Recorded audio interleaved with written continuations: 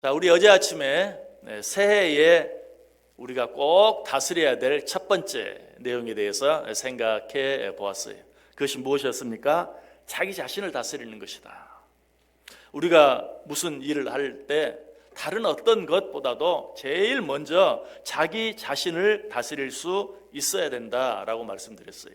자, 그런데 자기 자신을 다스린다는 것은 구체적으로 어떻게 하는 것을 말합니까? 물론 거기에도 여러 가지 다양한 방법들이 있을 수 있겠죠.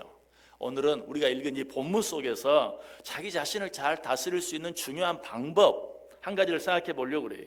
자, 오늘 본문 16절 말씀 우리 다 같이 한번 다시 읽어볼까요? 오늘 본문 16절 말씀 같이 읽습니다. 세월을 아끼라 때가 악하니라. 아멘. 자기 자신을 잘 다스리기 위해서 우리가 반드시 다스려야 될 또 한 가지가 있는데 그것은 무엇인가? 바로 세월이, 다른 말로 하면 시간을 잘 다스릴 수 있어야 돼요. 자기 자신을 다스린다는 것이 굉장히 어렵다고 그랬죠. 왜 자기 자신을 다스리는 것이 어렵다고 했습니까? 그 이유는 자기 자신을 다스린다는 것은 자기 자신과 싸우는 것으로 상대가 눈에 보이질 않아요. 그래서 자기 자신과 싸운다는 것, 자기 자신을 잘 다스린다는 것이 참 어렵다고 그랬어요. 그러므로 자기 자신과의 싸움에서 자기 자신을 잘 다스리기 위해서는 눈에 보이는 상대를 하나 만들어내는 게 좋아요. 그 눈에 보이는 상대가 무엇인가? 바로 시간이. 눈에 보이지 않는 자기와의 싸움에서 승리하기 위해서는 눈에 보이는 상대를 하나 만들어 놓고 싸우는 것이 유리하다. 그 눈에 보이는 상대가 무엇이라고요? 시간이. 시간을 잘 다스리기 위해서 애를 쓰다 보면 나도 모르는 사이에 자기 자신을 잘 다스리고 있는 나를 보게 돼요. 여러분, 시간을 아끼지 못하고 낭비하는 사람, 우리가 어떤 사람이라고 말하죠? 게으른 사람이다 라고 말해요. 게으름은 자기를 망치는 지름길입니다.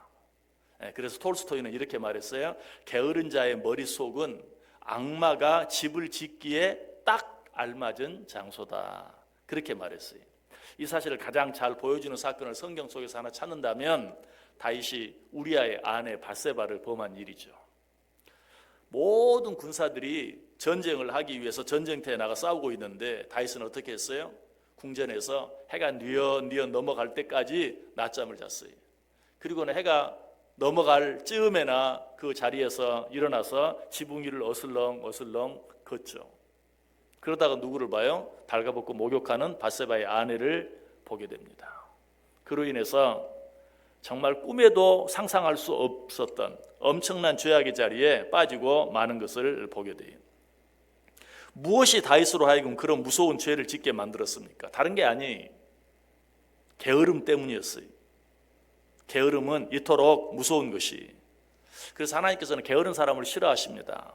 하나님께서 게으른 사람을 얼마나 싫어하는가 하는 것은 이 게으른 사람을 향해 하신 책망을 통해 잘 알 수 있어요. 마태복음 25장 26절에 보면 게으른 사람을 이렇게 책망합니다. 악하고 게으른 종아, 나는 심지 않은 데서 거두고 해치지 않은 데서 모으는 줄로 내가 알았느냐. 게으른 사람을 향해서 뭐라고 책망해요? 게으른 사람은 다른 사람이 아니다. 아무것도 하지 않고 가만히 있어도 하나님이 알아서 열매를 주신다고 생각하는 자, 그런 자가 게으른 자다라고 말하고 있어요. 자, 그런데 이 책망을 자세히 보면 게으른 것과 악한 것을 동일시하고 있는 것을 보게 돼요. 악하고 게으른 종아. 여러분, 남이 내게 맡긴 돈을 함부로 관리하면 그거 악한 것입니까? 악하지 않은 것입니까? 악한 것이죠. 마찬가지.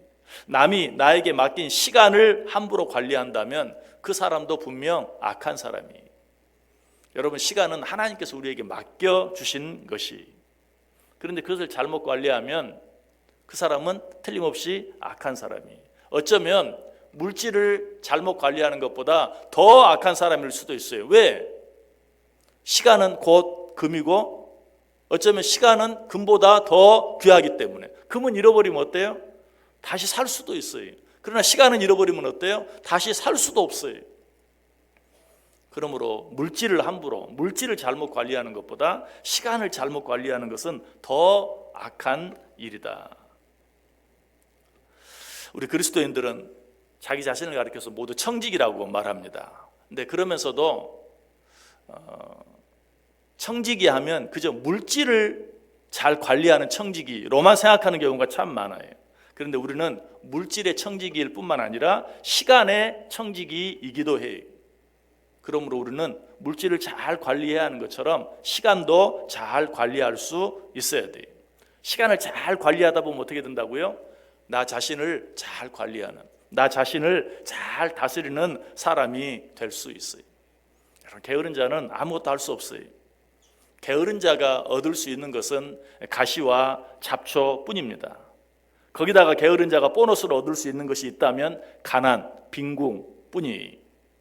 자, 그런데 이쯤에서 세월을 아끼기 위해서, 시간을 아끼기 위해서 게으르지 말고 부지런해야 한다고 하는데, 무조건 부지런하기만 하면 세월을 아끼는 것인가, 그것이 시간을 아끼는 것인가 하는 것도 한번 생각해 볼 필요가 있어요. 그렇진 않아요. 만약 그렇다면 이 말씀을 여기서 전할 필요가 없죠. 왜? 하나님 믿지 않는 세상 사람들도 부지런해야 한다는 것 정도는 다 알아요. 그 사실을 알지 못하는 사람 아무도 없어요. 무조건 부지런하기만 하다고 해서 세월이 아껴지는 것은 절대 아니다. 여러분 생각해 보세요. 잘못된 일을 부지런히 하면, 잘못된 길을 열심히 가면, 그 일을 하면 할수록, 그 길을 가면 갈수록 어때요? 시간을 더 낭비하게 되는 것이죠. 세월을 더 낭비하게 되는 것이죠. 그렇다면 진정으로 세월을 아끼며 살기 위해서는 어떻게 해야 하는가? 오늘 본문에서 세월을 아끼라는 말을 하기 전에 뭐라고 말씀하고 있는지 귀를 기울여 볼 필요가 있어요. 우리 15절 말씀 한번 같이 읽어볼까요? 오늘 본문 15절 말씀 같이 읽습니다. 그런즉 너희가 어떻게 행할지를 자세히 주의하여 지혜 없는 자같이 하지 말고 오직 지혜 있는 자같이 하여. 자, 16절에서 세월을 아끼라 그렇게 말했죠. 그런데 그 말을 하기 전에 너희가 어떻게 행할지를 자세히 주의하여 지혜 없는 자같이 하지 말고 지혜 있는 자같이 하라 라고 말하고 있어요. 여러분 여기서 지혜 없는 자는 어떤 자입니까? 다른 말로 하면 어리석은 자죠. 어리석은 자는 어떤 자입니까? 게으른 자입니까? 그저 열심히 살지 않는 자입니까? 물론 그런 자들도 분명 어리석은 자 가운데 하나일 것이. 하지만 성경은 꼭 그런 자들만을 어리석다고 말하지는 않아요. 여러분 어리석은 자 하면 가장 먼저 생각나는 한 사람이 있죠. 어떤 사람이에요? 누가복음에 나오는 어리석은 농부. 열심히 농사에서 한 해 소출을 많이 거두었어요. 그런데 성경은 그 사람을 가리켜서 어리석은 자다라고 말해요. 만약 어리석다는 것이 그저 단순히 게으른 말을 말한다면 이 사람은 절대 어리석은 사람이 아니죠.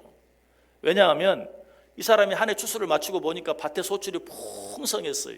그 말은 무슨 말이? 한 해를 열심히 살았다는 것이, 열심히 농사를 지었다는 것이. 이런 말 있잖아요. 땅은 거짓말을 하지 않는다. 땅은 정직하다. 왜 그렇게 말하죠? 땅은 농부가 수고하고 애쓴 만큼 반드시 돌려주기 때문에 그래요.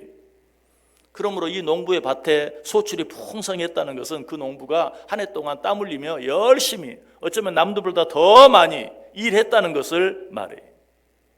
그런데 왜 하나님께서는 이 농부를 향해서 이 어리석은 자야 라고 말합니까?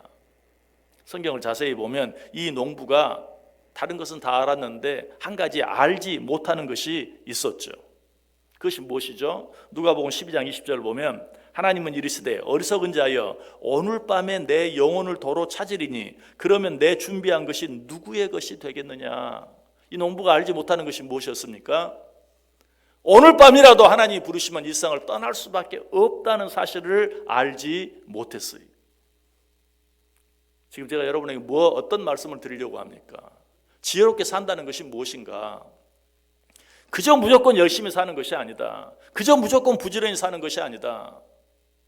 내가 언제라도 하나님이 부르시면 이 세상을 떠날 수밖에 없다는 사실을 알고 열심히 사는 것, 그것이 바로 지혜로운 삶이, 그것이 바로 시간을 아끼는 것이. 그저 내게 얼마만큼의 시간이 있다고 생각하고 열심히 사는 것, 그것은 어리석은 것이. 그런 자를 향해 성경이 뭐라고 말해요? 이 어리석은 자야, 오늘 밤에 네 생명을 내가 다시 거두어 간다면 네가 열심히 한 그 모든 것들이 무엇이 되겠느냐, 누구의 것이 되겠느냐라고 말하고 있어요. 진정으로 지혜롭게 산다는 것, 진정으로 열심히 산다는 것, 진정히 부지런하게 산다는 것, 그건 뭘 말해요? 언제라도 하나님이 부르시면 이 세상을 떠날 수 있다는 사실을 기억하고 그것을 생각하면서 열심히 사는 것, 그것이 지혜롭게 사는 것이다. 그것이 시간을 아끼는 것이요, 그것이 세월을 아끼는 것이다 라고 말하고 있어요. 우리가 이 세상을 살면서 하는 일도 마찬가지. 그저 세상 사람들이 하는 일 나도 똑같이 열심히 한다고 해서 그 사람이 열심히 사는 것 아니. 진정으로 하나님 보시기에 열심히 사는 자, 하나님 보시기에 세월을 아끼고 시간을 아끼며 사는 자는 어떤 자입니까? 눈에 보이는 세상 일뿐만 아니라 눈에 보이지 않는 하나님의 일, 영적인 일들을 위해서 수고하고 애쓰며 살아가는 것, 그것이 진정으로 세월을 아끼는 삶이요, 시간을 아끼며 사는 삶이다 라고 말하고 있어요. 그래서 성경을 자세히 보면 또 한 가지 어리석은 사람이 있다라고 우리에게 말해주고 있어요. 시편 14편 1절에 보면 어리석은 자는 그의 마음에 이르기를 하나님이 없다 하도다. 자, 이 세상에 하나님을 알지 못해도 열심히 사람들 참 많아요. 부지런히 사는 사람들 참 많아요. 자, 그런데 성경은 어떤 사람이 어리석다고 말하는가? 하나님이 없다고 하는 자. 다시 말해서 하나님이 없다고 생각하고 열심히 사는 자, 인간적으로만 열심히 사는 자, 이런 자는 어리석은 자다라고 말하고 있어요. 똑같은 일을 하더라도 하나님이 있다고 생각하고 열심히 사는 자, 그 하나님을 의식하며 사는 자, 우리는 이런 삶을 어떤 삶이라고 말합니까? 코람데오의 삶이라고 말해요. 코람데오, 하나님 앞에서 살아가는. 자, A라는 사람과 B라는 사람이 똑같은 일을 합니다. 똑같이 열심히 합니다. 그러나 하나님 보시기에 한 사람은 어리석은 사람이고 한 사람은 지혜로운 사람일 수 있어요. 어떤 사람이 어리석은 사람이에요? 하나님이 없다고 생각하고 열심히 사는 사람. 내가 열심히 일하면 이 세상은 정직해, 열심히 일하는 사람이 일한 만큼 주어지는 거야, 참 멋있는 삶을 사는 것 같아. 그러나 하나님은 그를 향해서 이 어리석은 자야 라고 말하고, 똑같은 일을 하는데도 하나님이 계신다는 사실을 믿고 하나님 앞에서 그 일을 열심히 하는 자, 어쩌면 하나님이 없다고 생각하고 열심히 하는 자보다 좀 덜 열심히 한다 할지라도 하나님은 그런 자를 향해서 오히려 지혜로운 자다라고 말하고 있고, 그런 삶이 진정으로 시간을 아끼는 삶, 세월을 아끼는 삶이라고 말하고 있어요. 저는 그래서 이 어리석은 자와 지혜로운 자를 이렇게 생각해 보았어요. 어리석은 자는 그저 뛰고 보는 사람이고 지혜로운 사람은 보고 뛰는 사람이다. 여러분 한번 비교해 보세요. 그냥 무조건 앞도 보지 않고 무조건 열심히 뛰기만 하는 사람, 이런 사람은 어리석은 자다. 그러나 보고 뛰는 자, 이런 자가 진정으로 지혜로운 사람이다. 사자가 사슴을 쫓는 모습을 한번 상상해 보세요. 강자인 사자는 어때요? 정확하게 먹잇감인 사슴을 보고 뜁니다. 도망가는 사슴은 어떻습니까? 보지 않고 그냥 이리 뛰고 저리 뛰고 열심히 뜁니다. 그러나 결과는 어떻습니까? 보고 뛰는 사자가 보지 않고 정신없이 뛰는 사슴을 결국은 잡아먹고 마는 것을 보게 돼요. 여러분의 삶은 어떤 삶인지 한번 확인해 보세요. 그저 뛰고 보는 삶입니까? 아니면 정확히 보고 뛰는 삶입니까? 오늘 본문은 그저 뛰고 보는 어리석은 자들이 되지 말고 정확히 보고 뛰는 지혜로운 자들이더라. 그래서 세월을 아끼는 자들이 되고 시간을 아끼는 자들이 되라고 말하고 있어요. 다시 말하면 그렇게 사는 자들만이 자기 자신을 온전히 다스릴 수 있다라고 말하는 것이죠.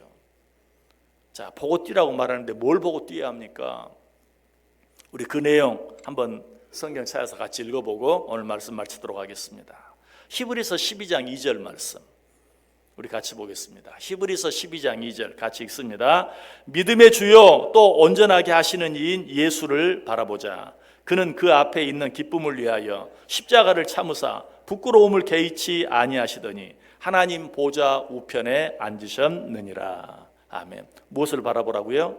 믿음의 주요 또 온전하게 하시는 이인 예수를 바라보라. 오늘 하루 어떻게 살기를 원하세요? 우리 앞에 놓인 2025년 어떻게 살기를 원하세요?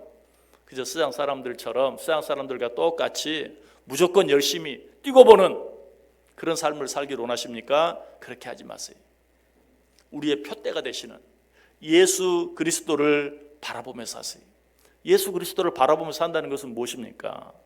예수 그리스도께서 우리에게 원하시는 것이 무엇인지, 예수 그리스도께서 우리에게 가르쳐 주시는 것이 무엇인지, 또 내가 내 힘으로 감당할 수 없는 어떤 일들에 부딪혔을 때 예수 그리스도께 나의 도움을 구하는, 하나님 나와 함께 해 주옵소서, 나를 도와주옵소서, 나의 길을 인도해 주옵소서, 모든 길을 맡길 수 있는, 그것이 진정으로 믿음의 주여 또 온전하게 하시는 이인 예수를 바라보는 삶이, 그런 삶을 사는 자만이 세월을 아낄 수 있고 시간을 아낄 수 있고 궁극적으로는 자기 자신을 온전히 다스리며 살아갈 수 있다라고 말하고 있어요.